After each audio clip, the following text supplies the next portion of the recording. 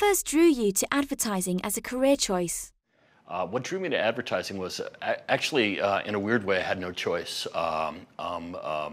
Third generation advertising guy. My father's brother, my uncle, who was 15 years older than he, was in advertising, believe it or not, in the 1940s in Philadelphia. My father kind of took the baton from him, was in advertising, and I grew up with it. And so I've been making a living in the business since 1984. It's a long time. It's 30 years. Do you still remember any commercials from your childhood?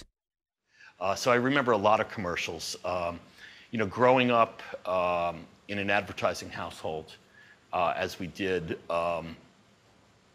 TV was more of a social event in those days. It wasn't a TV in every room. Like, the family would gather to watch television. And we were told not to talk, during the commercials. We could talk during the shows. So I grew up kind of watching commercials. I remember a lot of commercials. I bet you most people of my generation would remember a lot of, and I feel kind of guilty saying this because they're usually decried as not very creative, but you remember a lot of jingles. What do you think makes jingles memorable? Among purists in the field, jingles are, laughed at, scoffed at, but God, you remember them. What do they call them? Earworms. They get in your head and you can't get them out sometimes. And you add that to, almost everyday exposure, 6 times a day. It's going to get in there. I can do, I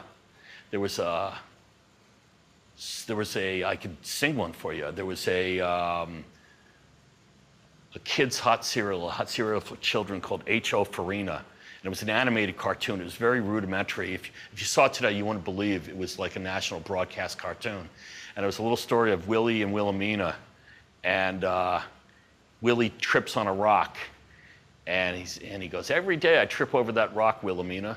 And she says, "Move it, Willie." And he says, "Can't, too big." And I bet you I'm getting this word for word, if you could find it.